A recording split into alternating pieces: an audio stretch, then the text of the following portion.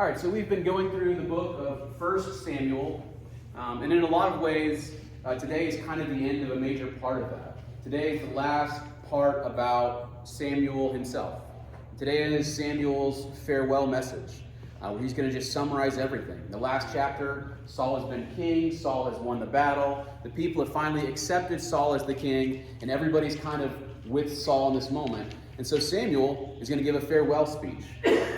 And he gives an excellent farewell speech. Like, his farewell speech is fantastic. I wish I could give a farewell speech as good as he gives, honestly. Like, whenever it's my time, it's my last Sunday here, I hope that I can do half as good as he does. Because what he says and how he says it is just fantastic. If you go to the next slide, I'm just going to summarize most of it. Then at the end of the sermon, I'm going to read some of it. But he basically gets up there and says, hey, have I wronged anybody? Anybody? Have I taken your money? Have I lied about you? Have I done anything wrong? Call me out. Because if I messed up, I want to make it right. If I've done anything wrong, like, somebody get a hold of me and call me out. And the whole nation, all the people says, no. Like, you've done right by us. You've done what God asked you to do. You have followed through. You have been honest. You have been faithful. You've done all of this for us. And so he says, okay, good. Now listen up. You've messed up. You did not follow God how you should have. And he gives him a history lesson. Hey, from Moses all the way to this point, we haven't been faithful. As a people, we haven't been faithful to God, and we've messed up, and you've demanded a king, and this is a problem. And you have done, like, all these things. But I'm going to pray for you, and I'm going to be with you. And by the way, here's a miracle. If I could do a miracle on my last Sunday, I think it'd be really cool, right? Like, Samuel just, like, makes it rain all of a sudden, like thunder and lightning, like, has, like, an exclamation point to his final thing. He says, hey, check this out. To show you I'm with God, poof, here's a miracle. I wish I could do a miracle. I've never done a miracle. I think it'd be really cool. But that's how he ends his sermon. His final message is with this moment. And so I've been thinking about Samuel's life. I've been reading about Samuel for about 6 or 8 months, from the time when he was a little boy up until now. And I've just been thinking about, like, the legacy that we live behind. If you go to the next slide, what is the legacy that we live? Because after us, beyond us, there is time where people will remember us, where people will remember what we've done and what impact we've had on their lives, and what impact that we've made in our families, in our communities, and with our time. And ultimately, it is about now, that we do the right things now, but how will what we've done echo? How will the legacy of the people who built this church, who I've never even met, like, their legacy lives on in us? The legacy of the people who brought us to Christ, the legacy of our families, the legacy of whatever, like, that legacy lives in us. And what will our legacy be? What will our legacy be as individuals? What will our legacy be as people? When people speak of us long after we're gone, what will they say? What will that life look like? So I've been thinking a lot, just because Samuel has a great legacy. Like, he was able to talk to everybody, and nobody had a bad thing to say about him. Nobody could call him out and go, well, Samuel, you did take, 2 goats, we should have taken only 1. Like, nobody had anything to say about him where they could catch him on anything. And he lived a great legacy. And so, you know what? I want to live a good life and have a great legacy. You can't control what everybody says. You can't control rumors or negativity. Like, you can't control everything, but you can control what you do. And that is incredibly important. If you go to the next slide, what you plant today is what you grow tomorrow. What you plant today is what you grow tomorrow. The things that we plant today, things that we do today, we are investing in tomorrow. We're investing in what will happen tomorrow. We're investing in what will happen in the future beyond us. What you plant today is what you grow tomorrow. If you go to the next slide, my family and I went to this place called Landmark Park. It's on the other side of Dothan yesterday. And it had all these, like, historical homes and, like, old farming equipment, things like that. And they had this tree that was just this rim of this tree. I didn't take a picture next to it, but I'm only about halfway as tall as that tree is. Like, that is a huge, huge, huge tree. If you go to the next slide, just to zoom in just a little bit more, it had all these little papers on it that talked about, hey, at this point, this is what this happened. In the middle of the tree, it says, hey, this is the year 1050, this tree started to grow. 1050 is when this tree began its life. And then as it zooms out, it's like, okay, at this point, Christopher Columbus landed in America. Okay, at this point, this is when the Civil War happened. Okay, at this point, this is when World War I happened. Okay, at this point, this is when World War II happened. It doesn't have the final date of the tree on it, but the largest one out there said at this point, John F. Kennedy was assassinated. And I was just kind of blown away that I'm standing next to this tree that has existed for almost 1,000 years. Like, that tree was alive for almost 1,000 years. And here it is, just kind of in the middle of the woods at this park, and it has seen all this history. It has seen all of this time go by. And the truth is, there's so much that will outlast me. I'm not going to live 1,000 years. I'm not. 1,000 years from now, probably no one will know I even existed, except for like distant family. But what I can do is I can just like throw goodness into time. I can throw God into time. And those things can ripple throughout history and make an impact. If you go to the next slide, one major thing about legacy that's important is don't live in regret. All of us have regrets. All of us have things we wish we would have done differently. All of us have things we wish we would have said differently. All of us have things that we wish we wouldn't have done. But if we get so focused on that, we can't live where God wants us to live. We can't live in the negativity of that. We don't have the past anymore to change. You can't change the past. You can't fix those things. You can't undo what's already been done. So don't focus on that so much. Because it's easy. I'm pessimistic and cynical. It's easy for me to get negative. Well, didn't work out. Why even try? You know what I mean? Well, I couldn't fix this thing. I've already messed up there. Why should I put effort into it? Because it didn't work out. I can get stuck in the negativity of the past. When you're thinking about your life and your legacy, don't get stuck in the negativity of the past. It's over. All you have is the now. If you go to the next slide, it's really important that you live in the now. That you live in the now, what you have right now, with what you've got. Whatever skills you've got, whatever abilities you've got, whatever talents you've got, whatever goodness you've got to live with what you've got. You got to play the cards that are dealt. When I'm playing Uno with my kids, I can't sit there and wish, man, I just wish I had a skip. Man, if I had this draw too, I could really mess up Snow. I could really keep her from winning right here. You know what? But you have to play the cards you're dealt. You have to play the cards you have in front of you right now. And it's really easy to wish we had different things. Man, I wish I was younger. Man, I wish I had more money. Man, I wish I was at a different position. Man, I wish I had this relationship. Man, I wish. It's really easy to try to play cards that you don't have. But for legacy and for your important, what can you do right now? What can you do right now with what you have? Like that is what God is asking you to do. Right now with your life, with your time, what can you do right now? Because the now is what matters. The now, the today. That's what's important for building your legacy. If you go to the next slide, what you plant today, you grow tomorrow. What you plant today, you grow tomorrow. I really want to get that into you. What you plant today, what we do today, it's going to grow tomorrow. Next slide. Habits. Habits are so critically important. Habits.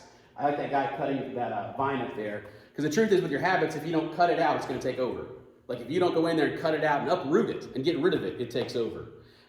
The science of this goes a little deeper. Like when I'm talking to my clients, I talk to a scientific law called Hebb's Law. Hebb's Law says that neurons that fire together wire together. In our brain, we've got thousands and thousands of these things called neurons. Think of them like little cell phone towers, okay? And they send signals back and forth to each other all the time. Every time there's a connection and a thought, they send this signal. But the more you send the same signal, it actually grows like a brain tendon, like from this spot to that spot. Neurons that fire together wire together. For example, we got some people that play baseball in here. I do not play baseball, so when you see this, this is not good baseball stance. But you know, if you got to like stand and squat, and like people are already judging me, I can tell. You got to stand and squat. I played t-ball a couple times, I will. But like, you got to stand, you got to like hold it, and you got to swing, right? And you know like how all those muscles together, they fire together. If you've played a lot, and if you're skilled, and if you know all those things, it's easier for it to do because you've done it so many times. Because your body knows exactly, hey, muscle memory, this is what we do, this is how we hold it, this is where we swing, let go, right? Looking good? No? Okay. So, like, neurons that fire together wire together. So, cab drivers in London, they are not allowed to use GPS. They're expected to memorize the entire city of London so that when somebody steps off the plane in London, they can tell them, hey, this is the place you want to go, this place will cost you this much, this is the park over here. They're expected to know the entire city by memory. And so they've taken these cab drivers and they put them in an fMRI machine, and they've seen the part of your brain for spatial awareness is actually twice as large as the average person's. Why? Because they use that part of their brain more. It's actually grown larger than mine or our average person. Neurons that fire together wire together, which means the habits that you make, they change you. Like they physically change your brain. Your brain is changed by the habits you have. The good ones and the bad ones. If you are full of good habits, man, that changes your brain. It's easier to stay on good things. If you made some bad habits, or you stepped away from the good things, or you haven't done the stuff you're supposed to, that's difficult. I have a lot of bad habits, or a lot of habits, man, I wish I put in place when I was younger. I'm trying to get to now. I'm almost 40. So it's like, okay, all right, I need to get on it now, right? Like I need to start really, now's a good time to jump back into it. So habits are important because that is an important part of growing your legacy. If you go to the next slide, weeds can be an issue. I don't know how many weeds that you have in your life. I don't know how many things that you have. Maybe there's some sin. Maybe there's some stuff that it's not of God. Maybe it's just a distraction. We live in the most distracted time period in history. It is so easy to be distracted today. It is so easy to be pulled away. There's so many things happening. There's so many things happening in the news, in the sports world, in the celebrity world, in the music world. There's so many things constantly going on that it's so easy to be distracted. And these can be weeds. And these weeds can really take us away from who God wants us to be. These weeds can steal our time, our focus, our money. I was talking about that. We are limited. You are limited in your time, you're limited in your focus, you're limited in your money. And if you're giving your focus to other things, if you're giving your time to other things, you don't have all the time God wants you to use for different things. So it's really important that you work on the weeds that are in your life. If you go to the next slide, at this park that I was at, they had this huge wall of trees. Didn't look quite like this, but this huge wall of trees. And I've been thinking about how important it is to have boundaries. How important it is to say what is out of bounds and what's not out of bounds. If you ever played sports as a kid or seen kids play sports and there wasn't really a clear field to play on, there's a lot about arguing, was it out of bounds or not? You know what I mean? Was it out of bounds? No, it went past that rock. No, that's not out of bounds. He didn't hit it out of bounds. That's over here. That's not in line with the base. It's not out of bounds.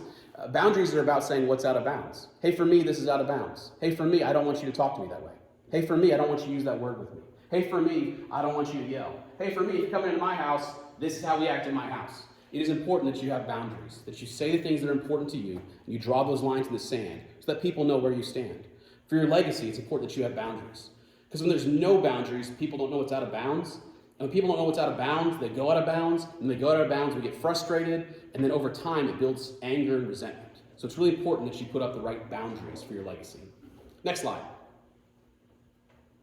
What you plant today, grow tomorrow. You will. There's no way without it. The things that you put in the ground, the things that you put in life, the things that you put in your reality, that's what you're going to grow. It is. You can't put in apple seeds and you're going to grow oranges. That's just not the way it works. What you plant today is what you grow tomorrow. Next slide. Okay, they had this plaque. And this every now and then you read a plaque somewhere, you're like, okay, that's interesting. This one kind of floored me a little bit. This is a plaque at the Landmark Park. And it said they have tree-to-tree communication. I didn't know this. I figured you got a tree here, you got a tree there. They're two separate things. But the plaque said that there's an underground network of connecting these trees to one another. Strong trees use the network to send sugar to saplings and seeds that are in need. I had no idea. I had no idea that trees have these roots underneath and they're connecting with each other. And they're helping each other out. And they are intertwined. And so I've done some more research. And there's lots of trees that are intertwined. In Colorado, there's these huge groves of trees where they're all networked underground, thousands of trees. And so we see the little tree up here, but all the roots deep underground are connected. So I got some interesting pictures of roots if you go to the next slide. Trying to figure out where does one tree start and the other one stop. Where is it one tree is here and that's a separate tree because it seems like they're all connected.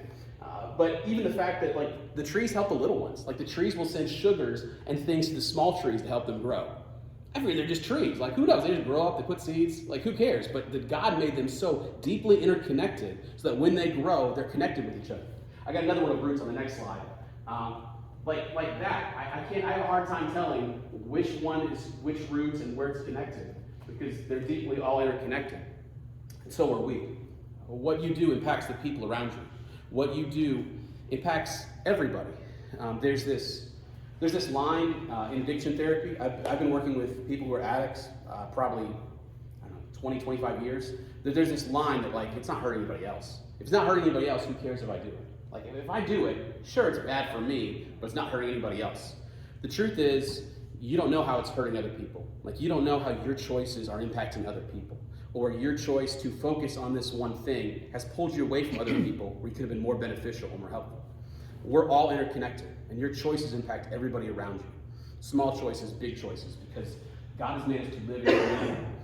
God has made us to fellowship, to talk, to connect. And if you've chosen to be weak in a certain area, it's going to impact the rest of us. It's going to impact everybody else. Next slide. Okay, so There's this restaurant I really like. It's called Big Jim's in Donaldsonville. I think it's fantastic.